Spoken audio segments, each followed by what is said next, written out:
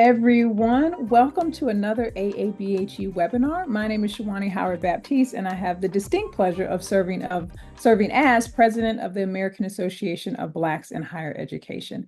I am joined by my esteemed colleagues, Dr. Carlita Moore, who serves as the vice president for programming and president-elect for AABHE, and our exhilarating, thrilling, exciting and extraordinaire presenter and facilitator, Dr. Joseph Silver. Dr. Silver is president of Silver and Associates, and he is bringing to us continuing the conference conversation, addressing the concerns of our members and other educational professionals in this changing political landscape. We are so excited to have Dr. Silver with us to answer questions, to engage, and to keep us encouraged and motivated, but also informed about what's happening now and for the time being. So, Dr. Silver, I will turn it over to you. And again, thank you so much for all that you do for AABHE in our community.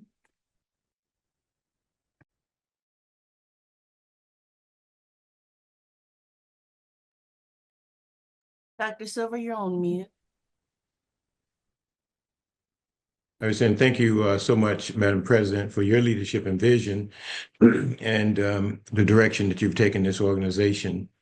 I'm excited about today's activity because it is a carryover from the conference that we had back in March. And so today we're going to continue those bits and pieces of information, but the real focus, if you have checked your chat box, I have deputized everybody on the screen as a co-presenter. And so what we really want to do is, as we go into some of the discussion, we want to hear from you. At the conference, those of you who were there, we talked about the political landscape, and I'll give a summation of that in a few minutes. But the real question that we want to ascertain today in this webinar is, how are you faring in this current political environment? And what can the American Association for Blacks in Higher Education do to facilitate your journey in terms of dealing with these issues?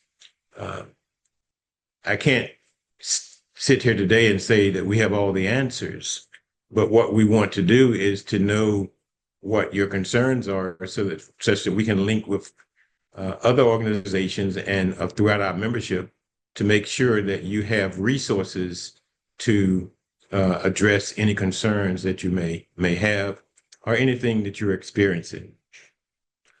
One of the things we do know is that some of our members have been adversely affected by what's going on in DC and the policy direction that this current administration is embarking upon.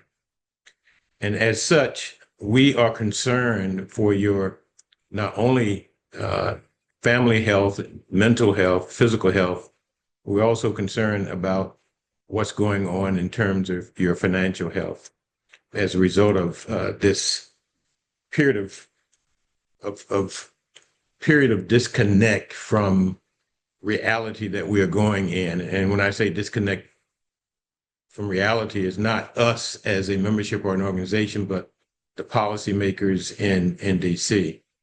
I think we are experiencing a time like we've never experienced before in terms of the actual things that are going on. But it is a common theme that we as African Americans have experienced throughout our existence here in the United States. When I say a common theme, I'm saying that in each period of our history where African Americans have begun to move up, to rise beyond their circumstances, there has been a concerted effort by those in this country to pull the rug from under us. We can start as far back as the institution of slavery and what was done there to minimize us, to make sure that we did not have access to education, to make sure that we could not learn to read, to write, to make sure that we had no economic base. And then with the end of slavery, the promises that were made by the federal government were promises unkept. So a people who were enslaved for all of these years were now, quote unquote, set free to fend for themselves with no real economic base. And so they had to fend for themselves. The governmental promises about land and animals to help till the soil and things of that nature did not actually take place. But even through those handicapping situations, we still rose to the occasion. And then we began to see that there was legislation to try to prohibit our mobility, whether we talk about the old slave codes or we talk about the Jim Crow laws. The people who actually went all the way to the courts beginning in 1896 with Plessy versus Ferguson to make things, as they say, separate but equal, knowing that anything in this country at that time, and probably even today that are separate, probably for the most part are unequal. And then we look at the civil rights cases in the 1866, 1875, 1870 era that began to try to address some of those concerns. But the Civil Rights Act of 1875 stands out for me because it simply gave private citizens the right to discriminate in their own domain. And so now we're seeing after the turn of the century, where Jim Crow was the era that we saw a lot of negative things going on, including the rise of the Ku Klux Klan, but also we saw a lot of people in Reconstruction era, post-Reconstruction, where a number of Black folk were elected to political offices at the national, local, and state levels. And in some cities like Wilmington, North Carolina, Black people dominated both the economic and the political and social spectrums in that particular locale.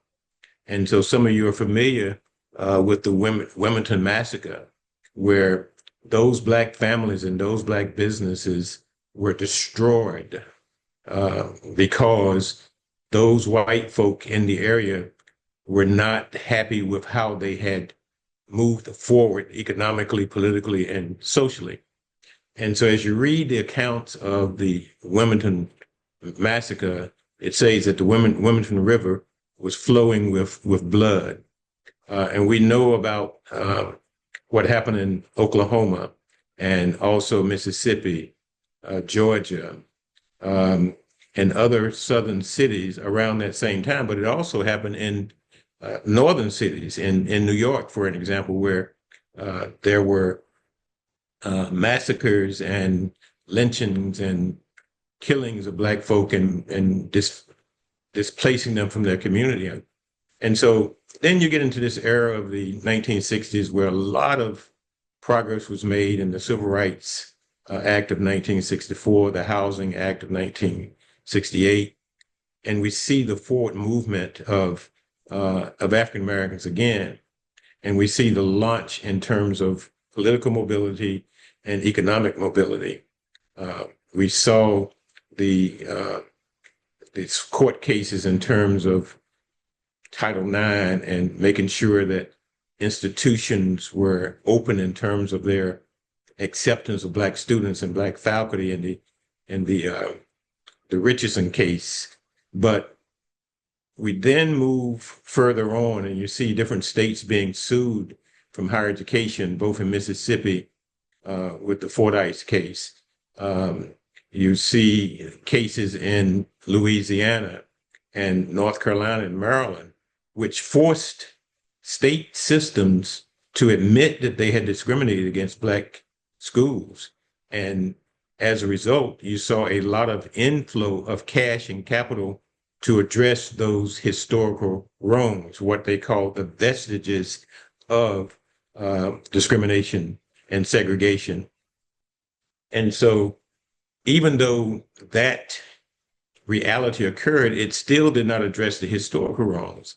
And then you begin to see how financing higher education played out in terms of what we call the land grant institutions, where each state was supposed to match the finances from the federal government for those land grant institutions in each of those states.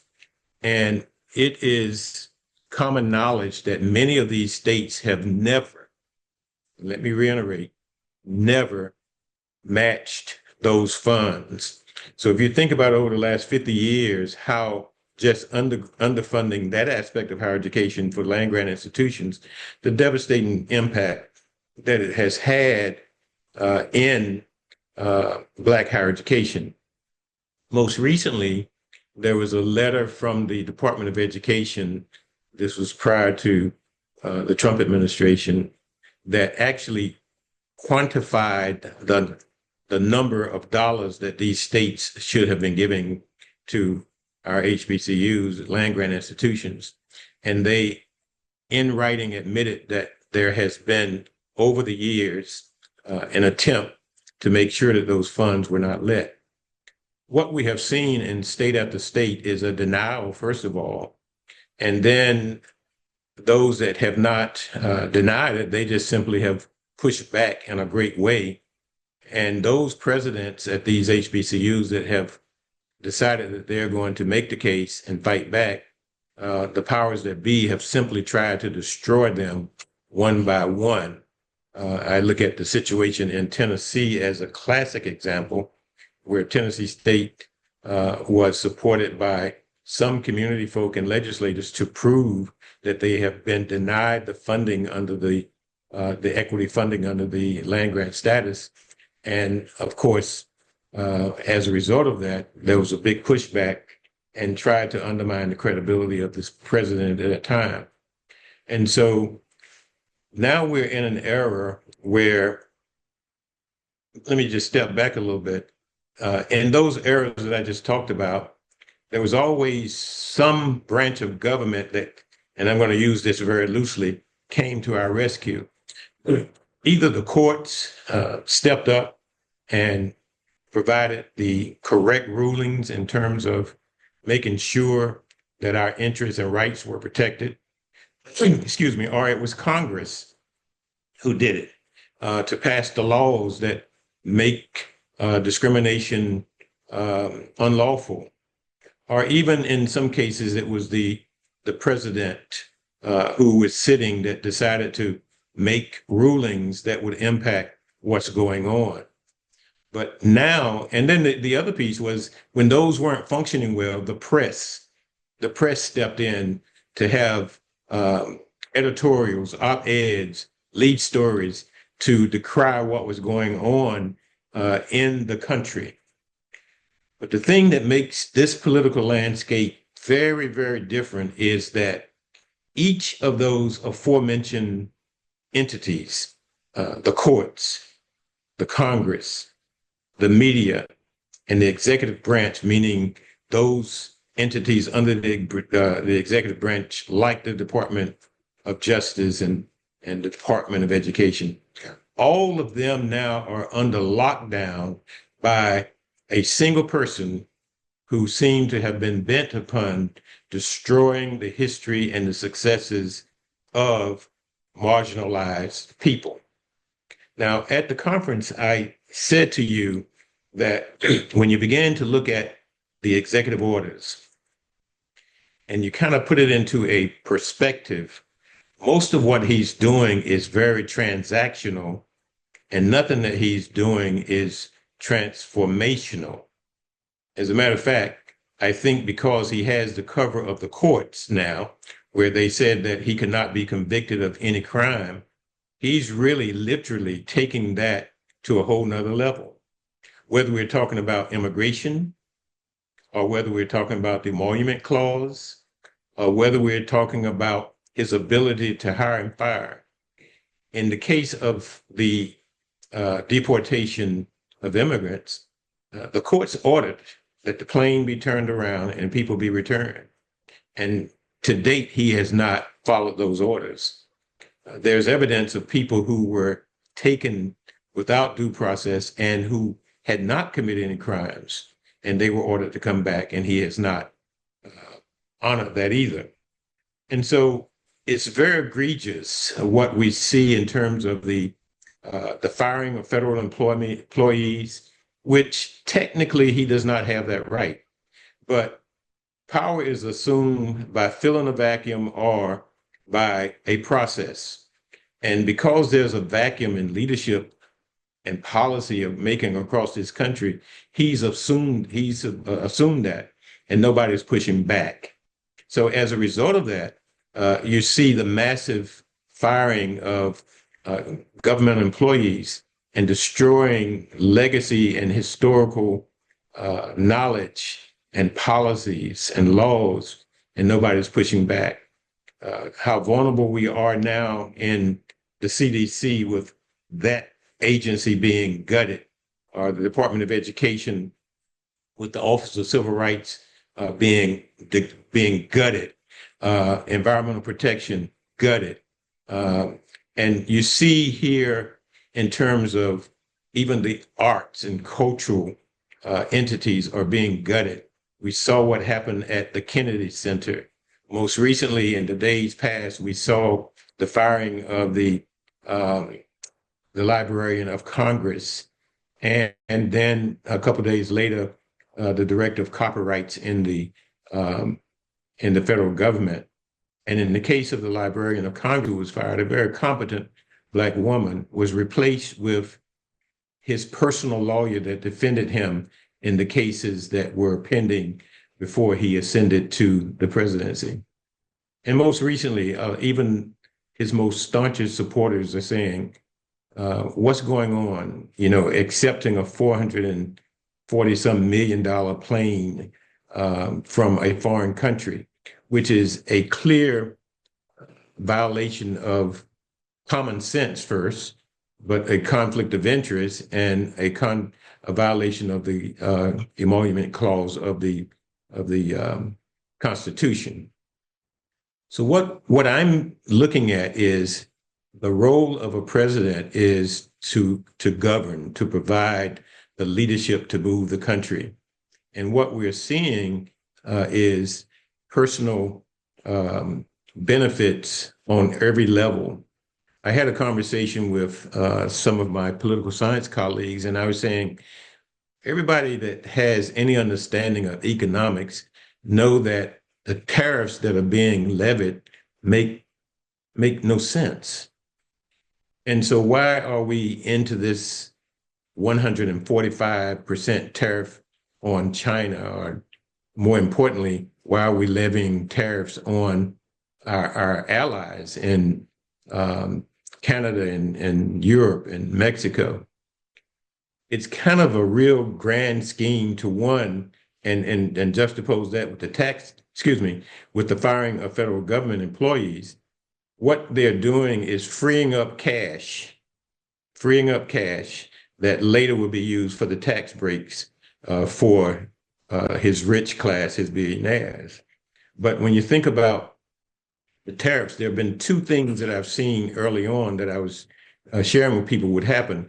I said, first of all, he knows the tariffs are not right, but he's going to keep them up there for a minute, then he's going to take them down. And when he takes it down, he's going to alert his people that he's going to do it, to give them a signal to go in, buy low, and then come back and sell high. So we saw the manipulation of the stock market through the tariffs, because it makes no sense at all to have the high level of tariffs on goods and services when it's going to be the American people who end up paying for that. So we're in a situation now where in higher education, the threats of taking federal funds, and sometimes it's not threats, it's reality. And we're in a situation where now the major law firms that attacked him for all the wrongdoings that he had done. Now he has them bowing to him on their knees, saying that you're not going to be able to do government. You're not even going to be able to come into government buildings unless you agree to give me something. And in one case, the major law firm gave him $100 million in terms of guaranteed services, and others are doing the same. But for organizations like higher education institutions, you're seeing them in some cases bending their policies, cutting access to freedom of speech because of the threats from this administration. The case in point for me would be Columbia University, where they just caved in to all of his demands about free speech. Harvard University is now trying to push back, but the question becomes, how long can they maintain that position, even though they have one of the highest endowments in higher education? The fact that they are receiving a large amount of funding in federal grants from the federal government, they are going to hold on as long as they can. But the fact that the executive branch would weaponize federal grants is egregious. And I think the thing that is bothering me is that there is no vocal pushback on any of these things that has been done. I saw a very interesting interview with the former president, Mr. Obama, and he was kind of talking about the state of the United States.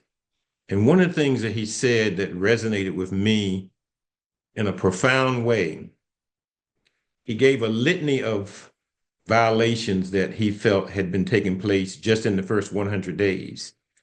And he ended that by saying, if I had done just one of those things, if I had done just one of those things, Congress would have hung me by my boots. Now, he didn't use that last expression that I used by hanging him by his boots, but he was saying that he would have been in hot water. So why is it that this American setup that we have now of Congress and judiciary, why all of a sudden are they blind to the existence of what is going on? All of a sudden, the Bitcoin is brought back with his image on it, and he's making millions on that. And foreign countries like Saudi Arabia have bought up millions and millions of this.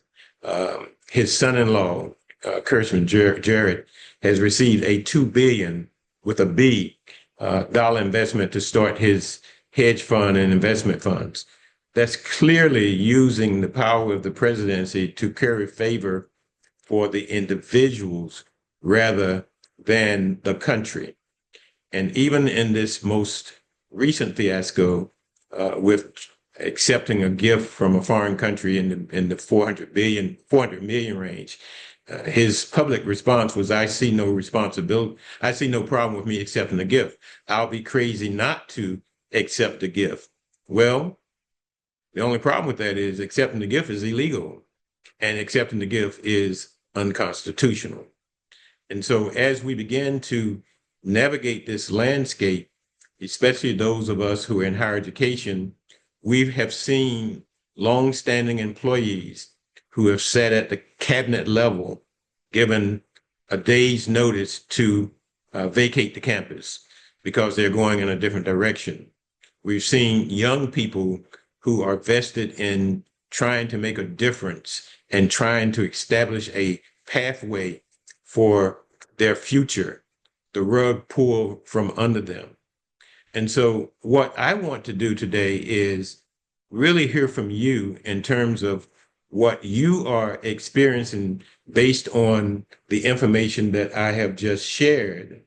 And then let us see if we can direct you to resources that can help you, first of all, but secondly, give our board an opportunity to gather this information and respond in such a way that we can put it back out on our website or in a follow-up webinar to show that we have, in fact, listened to you, number one, but that we have begun to try to address some of these concerns.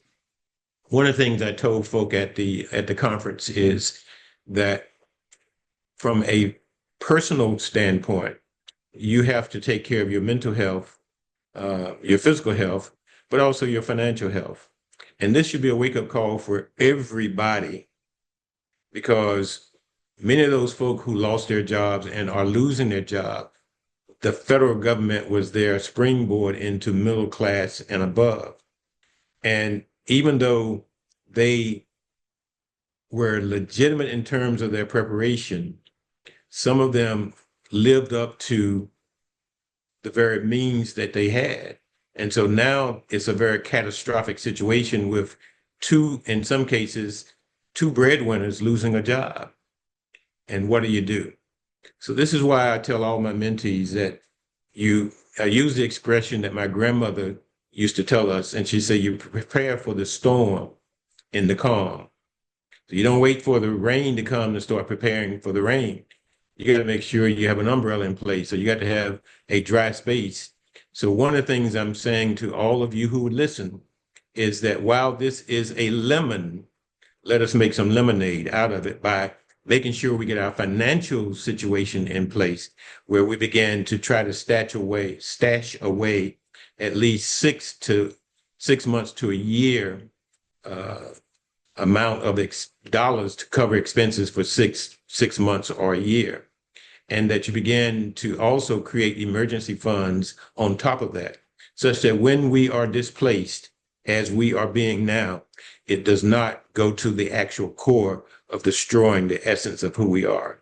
So Dr. Moore, I'm going to pause and see if there are any questions or any testimonies or concerns from those who have logged in, because we want to hear from them. And as I indicated on the front end, they are my co-presenters today. So we want to hear from them. All right. Absolutely. So we have about 60% of the individuals in the room did not attend the conference, but 40% did. Okay. And so our first question is, are there resources for those who have been let go of their jobs? Yeah. And see, that's one of the things that we figured was going to be a concern. And so one of the things I tell folk is to, one, make sure that you have your resume updated and circulated in your network. A lot of times when we get into situations like this, we try to retreat. In other words, we turn on ourselves. We're ashamed that we lost a job when it had nothing to do with us. It had nothing to do with our performance. It had more to do with what we have explained. So first of all, don't be shy about letting your network know that you have been released, that you have been riffed, such that they can be partners with you in trying to find new employment. The other thing is leveraging skill sets that you have. It may not necessarily be the job that you had, but the skills that you have may cause you to go into a different direction.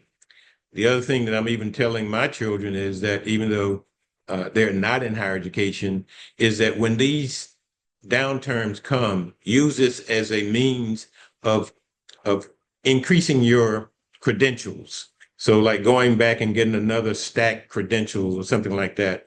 And then using the federal government in terms of, don't be ashamed to go to your unemployment office and get resources in the interim while you can begin looking for other jobs. And as I told one of my colleagues who's in this association, when that job is pulled from you, your full-time job is looking for a job. Let me say it again. When that job is pulled from you, your full-time job is looking for a job. So use your network. One of the things that we can do, I've had the pleasure of having the president present at this webinar and the president-elect at this webinar. So one of the things we would do, I would ask them to do, is let's begin to look at using our resources to develop a bank of information. I must say that AABHE was ahead of the curve, because for 2 years prior to all this craziness, we saw it coming. And we have been having workshops and seminars in Indianapolis with two co-sponsors to begin to help those folk who were in DEI and other areas related to begin thinking about an exit plan. And so one of the things that we can really say is that this is a brutal lesson for us to know that any of us can be let go. And so therefore, you have to be very realistic about the environment that you're in, because in many cases, they could have created other responsibilities on the campus so that you could have stayed employed. But what it tells me is they didn't have a commitment to you or your position in the first place. Yes, and also to add on to that, Dr. Silver, AABHE, if you are a member, we do have a career center that will provide you with weekly updates of new positions that are out. So that is also one of our benefits of being a member of AABHE. And so our next question is, how do we organize to develop strategies to push back and develop a path to continue our progress and protect our achievements? I think it's going to be the unity and voices of like-minded organizations. And reluctantly, I would say that that's going to be a tough road to hoe, as the farmers used to say, because we took the lead. When I say we, I'm saying AABHE, after the anti-affirmative action case that impacted the University of North Carolina and Harvard. We pulled every Black organization that we could think of, including the Divine Nine and UNCF and other entities, to say, let's have a united front to address these issues. And I'm not kidding you when I say that it was, first of all, very difficult to bring them to the table. And then secondly, it was very difficult to keep them at the table. But I do believe that there is going to be a need for all like-minded organizations to pull together with one agenda. The other thing I do believe is that we're going to have a grassroots effort in terms of addressing these issues. Now, the political landscape that I explained to you earlier, described to you earlier, is really the makings of a dictatorship. And so what does a dictator do? They get control of all military or paramilitary forces. And so now they're making it a crime for you to protest. And so now they're saying they can revoke your civil rights if you're out there protesting about something they do not want. So it creates a whole different dilemma than what happened in the 1960s and 70s and even the 80s.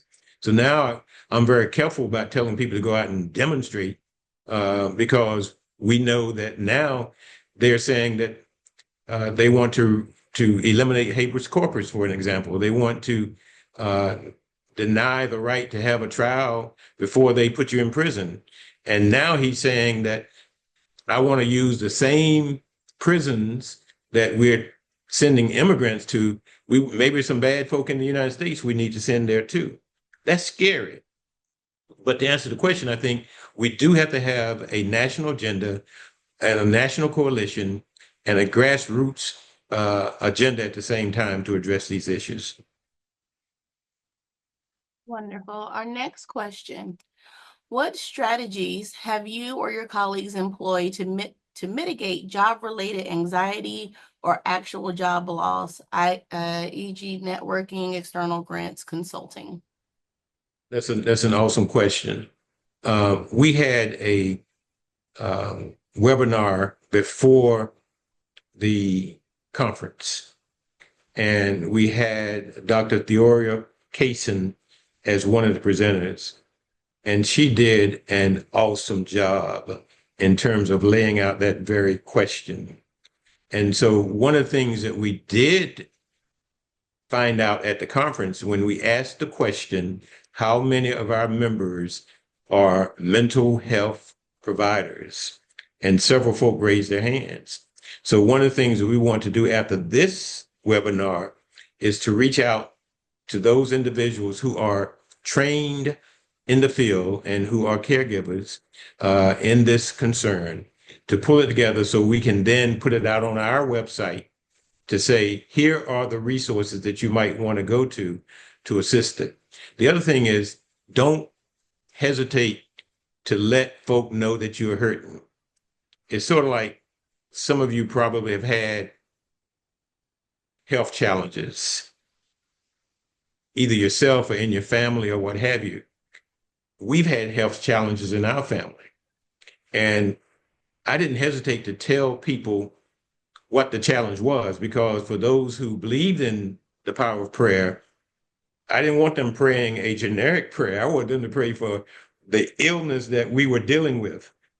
And so what I'm saying here is that tell people what your specific hurt and pain is, first of all, so they would know. They might see a change in your behavior, a change in your attitude. You may withdraw from your social circle, but they don't know what's going on. So you got to be first open and vulnerable to the fact that this has happened to you. And obviously, we know it has happened. Otherwise, we wouldn't be having this webinar today. This was a proactive move on the part of AABHE to say, look, we think our members are hurting some, and we think some people in higher education are hurting as a result of what's going on in this political landscape. So let's hear from them. Let's listen to them, and let's bring all this information together where we can begin to identify resources and people and help tanks to get us across this line. All right, so some comments that we received is, one is, this is so bad, we are disproportionately impacted. We also received the labor report from April on Black women losing their jobs is so disturbing. This is something we need to take a look at immediately. They lost jobs at historically high numbers compared to others. You also received a comment of outstanding information. Let me respond to that one, the first one. Okay. This is a pattern, and it's been a historical pattern where Black people and other marginalized people are the last hired and the first fired. But we had protection from the federal government in many of these cases. But now the very agency that was the point on looking at discrimination claims is the Office of Civil Rights in the Department of Education Division has just about been dismantled. So what we're seeing is that there is this concern by white folk that Black folk are taking, quote unquote, their jobs.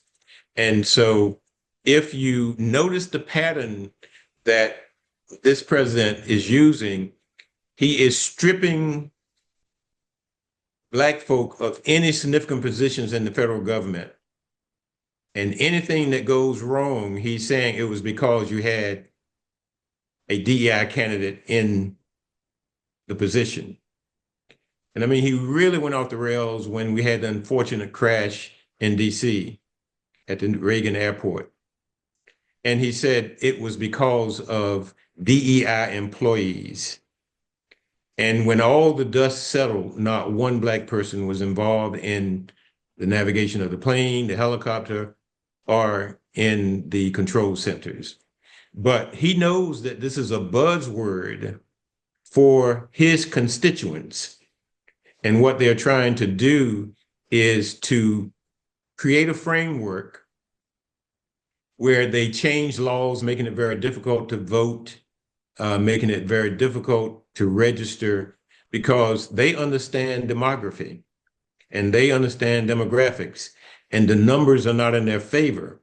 So what they're doing now is making sure that the laws are in their favor, such that when the numbers aren't there, they can still carry out their agenda. The sad part about it is they're using the very civil rights laws that were enacted to create a balanced field they're using those same laws to now discriminate against Black folk and other marginalized people. It's really sad. In the wake of the 2020 racial reckoning, there was an increase in the number of Blacks hired in higher ed leadership. However, even now, there are those of us, particularly Black women, who have 20 plus, 30 plus years of experience, and we cannot get interviews for leadership positions, whether it's HBCUs and PWIs. Yet there are reports of the extensive use of interims, particularly in HBCUs. For certain, stagnation is better than being let go. However, how do those of us with credentials and experience move forward? This is the reality, and it's not just right now. This has been the case for some time now. You see an evolution in higher education where white males, white women, then Black males, and then Black women. And then all of a sudden you did see in the last maybe 5 years an influx of Black women going to higher leadership positions. As a matter of fact, if you look at the presidencies, and especially HBCUs, over the last maybe 5 years, you would see that more women, Black women, have been ascending to those positions. Now, what it's saying is that when you look at the number of Black males in the pipeline from elementary school all the way up to the PhD, we know those numbers are going down. What we see now is that there is an attack on Blackness, whether it's male or female. And what we don't want to do is to have a battle between Black males and Black females. We should come together to see that we're in the same pot of soup and it's boiling, and how do we get out unscathed? So I think the comment that was made is on point, but I think it's a matter of the realities. Just kind of push back a little bit on all of a sudden we're seeing interims at HBCUs. I've been in higher education over 30 years, and that's been one of my pet peeves for 30 some years, that you go into these institutions and you see a high level of interims, and in cases where you even have policies that a person can't serve in an interim but 2 years before you have to either make them permanent or go for a search. But what I do believe, and this is a disclaimer, this is not AABHE, this is Pete Silver. In some cases, interims are used as a management tool, as a tool of control, because you're not going to find too many really bold interims that's going to try to facilitate change, going to make it work. They're going to go with the status quo and hope that they get the position, and then they might begin to step out of their comfort zone. But there are very few people who can come in and see a problem and address the problem without any concern about being dismissed or disrupting your family. It takes a special kind of person to do that, because what a lot of times it comes back to, well, I know it's the right thing to do, but I got a family. I know it's the right thing to do, but I have an income. And I can remember having conversations with my dear wife. This August, we would have 49 years together. But I told her the year that we got married, I said, my exact words were, you always need to have your bags packed. And of course, she was trying to figure out, what do you mean by that? I'm saying, because I'm never going to compromise who I am for a job. I'm never going to sell out for a job. And so if it means that I lose a job, we just pack our bags and move to the next one. But luckily, I've had a very successful career staying in positions, in the Georgia system for 30 years with advancement. But when I retired and decided to do 3 years here, 3 years there, I did run into that very same situation where I had to make a decision to stand up for what was right when I saw what was going wrong, and lose that rather than stay there and be a part of the corruption that I thought I saw. So sometimes it's about personal conviction, and sometimes it's about personal conviction and survival. So I don't hate on anybody who say, well, I'm going to go along with the plan so I can keep my job or I can feed my family. That's a personal decision you have to make. But I don't think the interims are being used as targeting Black women. If you look at the history of our institutions, we've seen that over the last 30 years play out. I think it's a management tool more than anything else. And it's also a financial tool because a lot of the times they're trying to determine if they're going to have the finances to even staff that position on a full-time basis. But I do think that it's something that's worthy of our discussion. Absolutely. Our next question, what strategies or insights would you offer to mid-career professionals navigating leadership advancement in higher education, particularly during times when there may be resistance to professional development initiatives aimed at supporting minority groups? Well, my immediate answer is enroll in LMI.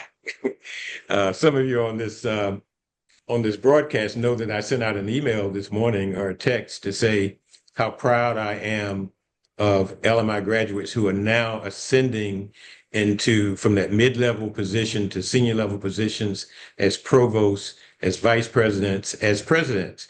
And we've seen this happen over the last 15 years. And this year there was a plethora of individuals who made that big leap. And I'm just proud, and I said, I know that Dr. Johnson is proud. But what I will say is seek out opportunities like LMI, but also use the strategy that I used when I first went to teach. I taught political science at Kennesaw State University. Now it's Kennesaw State College then. First Black faculty hired, first Black tenured faculty. And there were professional development opportunities that I know and I knew that I needed. But when I went to my supervisors and the powers that be, they didn't see the need for that. And so they didn't fund those things. But that didn't stop me. I said, well, I'll fund it myself. I'll put that in my own personal budget and I will pursue professional development that I know is going to help me, even if the institution does not fund it. So I'm saying the same thing to you all. Sometimes it's best to sacrifice, and I'm not trying to rain on anybody's parade, but I'll use myself or my family. I'm sure there are some things that we spend money on that we could stop spending and put it somewhere else in terms of our own professional development. We have done that. I had a conversation with a young lady who was thinking about applying for LMI. And she came back and said, well, I'm unemployed now and my institution wasn't going to fund it anyway. I'm saying you're talking about your own professional development. Find the resources, even if you have to go to family and friends, but be in this institute. And it is my understanding that she will be in the summer institute of this year. So what I'm saying to you is that notwithstanding the fact that in mid-level positions, first of all, you got to be very specific in terms of what do you want your next move to be. A lot of times we don't plan accordingly.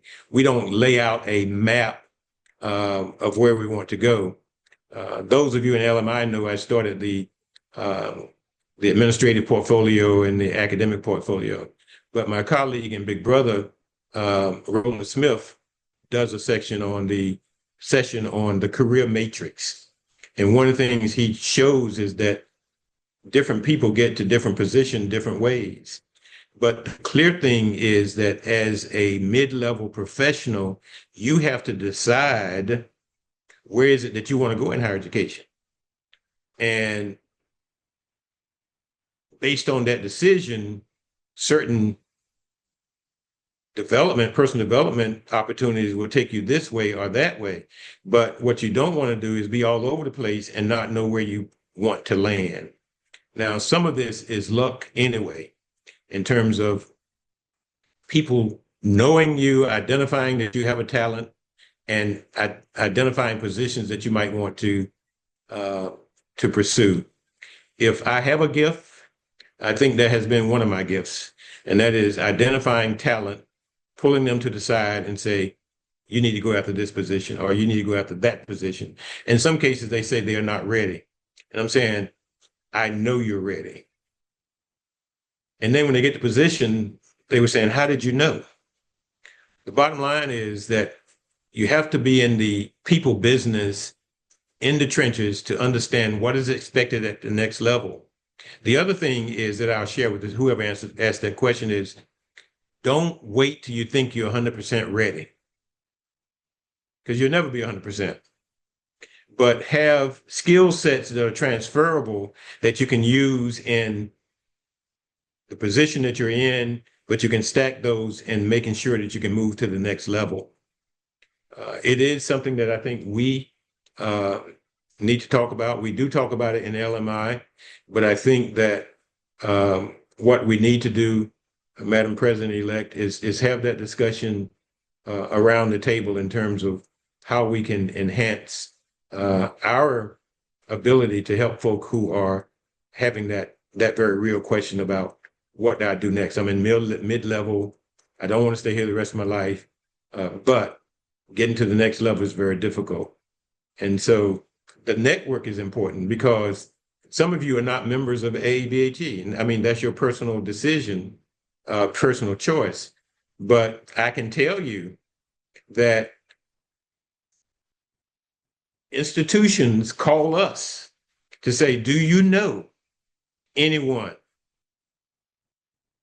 who is looking for a position? And you can say they're qualified. Right now, I know that I've gotten calls. I need someone in financial aid, director of financial aid. I need to know somebody that's a registrar. I need to know someone in institutional effectiveness. And if y'all are in any of those positions, let us know so we can vet you and then have a conversation with the folk that asked us, do you know anybody in these 4 positions? And we could help you if you allow us to. Absolutely. Have you observed any meaningful differences in job security concerns between Black professionals at PWIs versus those at HBCUs? That's a very great question. And I've had experiences at both. And one of the things I could say is that in this present environment, there's no such thing as job security, period. Okay. It's a different playing field. And I know I'm going to get some pushback on this, but those of you who know me, I can take it. It's a different kind of fight at HBCUs than it was at predominantly white institutions. At predominantly white institutions, from the day that you walk in, you don't see anything that looks like you, and you know that you're going to have to fight every day, and you have people smiling in your face and telling you how good you are, and the first opportunity they can get to deep six you, they will. On many of the HBCU campuses, it get more personal, and it's not about the position, it's about destroying the individual in some cases. And so what I simply say is that job security, not just in higher education, but in the workforce in general, there's no security. The days are gone where, like my father spent 30 years in a job and retired, where I spent 30 years in a system and retired. You have young people now where they don't have any loyalty to the employer and the employer don't have any loyalty to them. So it's like a speed dating game. And as soon as they find something a little different, they're gone. I would have never thought about jumping from a job in 2 years, only being in a job 2 years. But now that's common. Folk jump around to get better jobs, better income. But here's the problem. Those of you who can see me on this screen really clear, you can see 2 things. I'm balding and I'm gray. All right. So I'm in the twilight of my career. And if you don't plan when you're younger for your twilight years, it's going to be rough.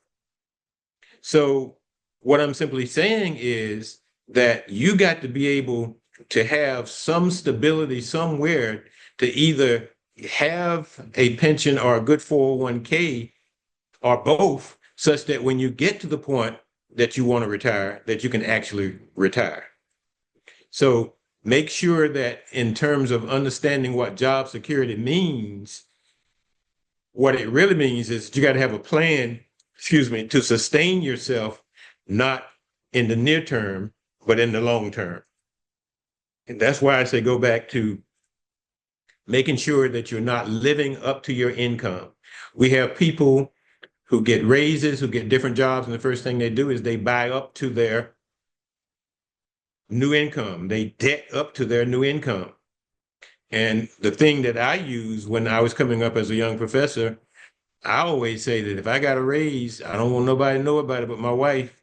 And I'm going to put that in the bank. I'm not going to use it. I'm going to invest that. I'm going to live off what I had coming into this job. And I did that for 15 years. And so it made sense now on the back end because the portfolio looks pretty good. But you got to be not thinking about what keeping up with the Joneses, but what is it for your long-term future? And I'm not saying that there's a difference between men and women, but I know you all think different, but it's the same thing. And I had this conversation with my wife because comparatively speaking, when we first got married, a lot of her friends had things, but she was building with me for the future. And so a lot of those folk that had things are still working for things when I think she's pretty comfortable, but you ask her whether or not she's comfortable or not. Oh, you keep her comfortable. I know it. I'm sure of it. All right, so we're running low on time, so we have two questions that we'll get to this in the Q&A. First question, what additional credentials do you think would be relevant at this time? What relevant degrees or certificates would help Wow. staff in higher education? Wow, that's a great question. And even if I was on a campus, I would answer the question the same way. And that is um, anything dealing with big data, anything dealing with artificial intelligence, and anything dealing with logistics and supply chain. I would jump on those in a minute. And there are stackable credentials where you can go and get a certificate in any one of those things that I just mentioned. Um, and it will pay off tremendously. I have a nephew that graduated last year from college, and he's in supply chain. And he walked right into an $88,000 job with no experience. That's not bad. But there are other folk that I know that graduated just as smart or smarter, but we're in different fields, and they're struggling to find a $40,000 job. And so you got to get um, anything related to technology, computer, databases, and what have you. The other thing is you can put out your shield.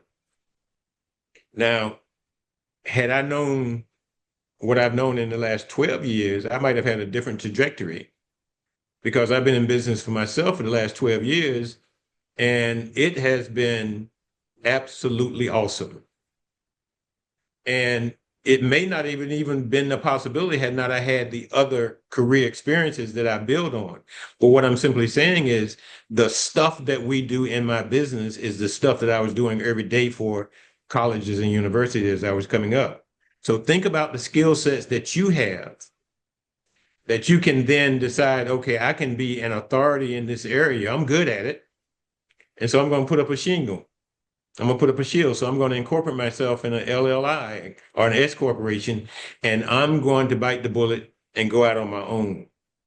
The only thing I suggest to you is that make sure you are comfortable in terms of the income that you're going to make, but also the health care and those things that are going to be important to have as a foundation. So what I normally tell young people is stay on your day job, start your business, as we used to say in the old school, on the side. Don't let it interfere with your day job, but build your reputation. And at a point certain, when you're on a parallel basis, at some point it's going to intersect, and then that's when you go out on your own. Wonderful. So I know we're hitting at time, so I'm going to go ahead and switch over real quick, and then we'll, if you have time in your day, Dr. Silver, we'll get to the last few questions, but I do want to hit some announcements. So first off, thank you so much as always, Dr. Silver. You continue to be a wealth of knowledge to our members, highlighting the things that we need to be mindful of, as well as the things that they don't tell us. We truly appreciate you and all of your time and dedication that you spend to AABHE. Thank you all for joining us today. I hope the insights have sparked new ideas and offered the ability to provide guidance and valuable guidance to your journey ahead. Remember, the conversation doesn't end here. Stay connected, keep asking questions, and continue to engage with our community. It's through collaboration and shared knowledge we grow stronger together. And a few announcements for you all. We have coming up our Summer Writing Institute. Script. We have our summer writing boot camp, and this is virtual for members only. It's a 3-week writing boot camp designed to elevate your writing skills, refine your research strategies, and provide personalized expert feedback from seasoned writing professionals.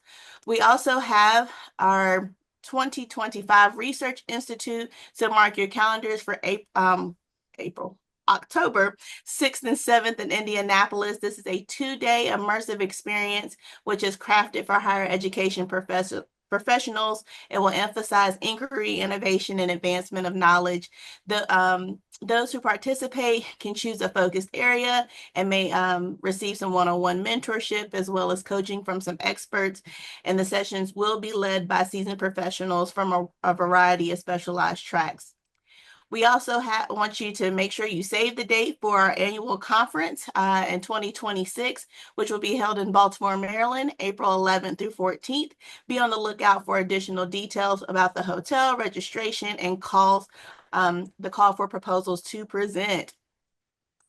Now, you're not a member yet? Join today. Become a part of a vibrant professional community.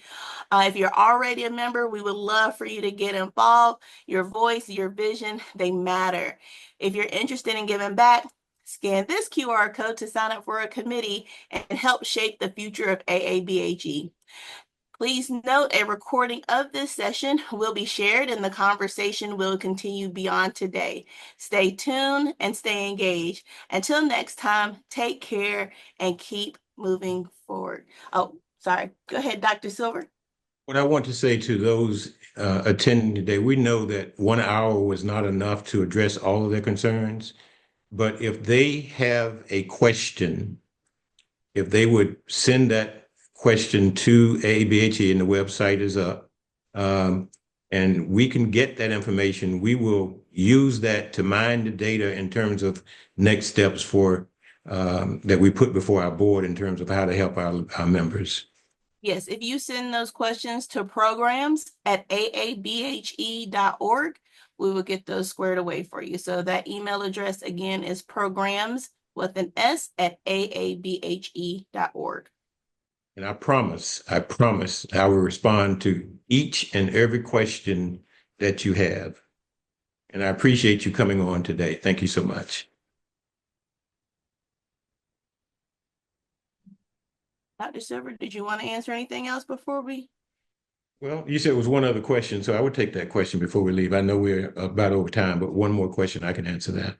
Okay, so this one's a little specific. What advice would you give to a new HBCU president who is navigating this current landscape while attempting to move the institution forward and address the concerns of stakeholders who are or may be disproportionately impacted by decisions that are being made? Yeah. First of all, I would say if you're a new HBCU president, get a mentor of a person who's been there before. The other thing is that you have to understand that you're navigating on a slippery slope because you have constituents called faculty, constituents called staff, constituents called students, constituents called alumni, constituents called community, but you got one group that you are responsible to, and that's the board.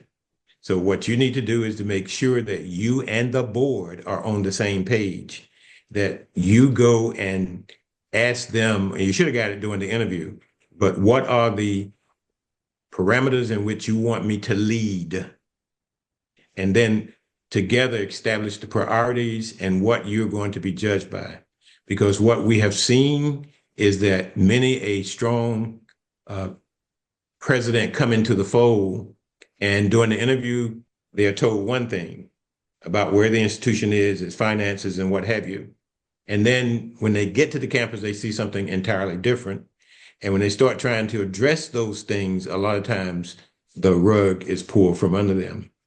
What I would say to you, sir or ma'am, is that pay attention to the finances of your institution. Let me say it again.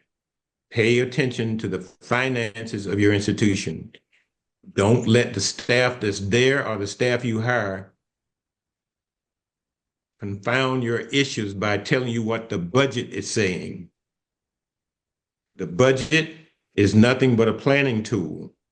What you need to focus on, Mr. New President or Miss New President, is what is the cash and the cash position of this institution? And what are our net assets exclusive of plant and plant operation? Why did I tell you those three things? Because that tells you the operating cash that you have and how long you can exist as an institution. All the other stuff is paper. So if it's someone that want to inbox me and we have a more personal conversation, or if I can point you to somebody else that you might want to link up with. But the first thing I would say is to find a mentor. And one of the things my business does is that we do mentor new presidents, and presidents have been in for 10 and 15 years. There are some roadmaps and some landmines that you must know about to be successful, but do you first. Do you first. Don't compromise your integrity. Not one time, because if you do it one time, you got to do it again. And don't compromise who you are. And never forget your raison d'etre, as the French would say, your reason for being. And that is to facilitate the mission of the institution and to provide a quality education for the students that you serve. Thank you.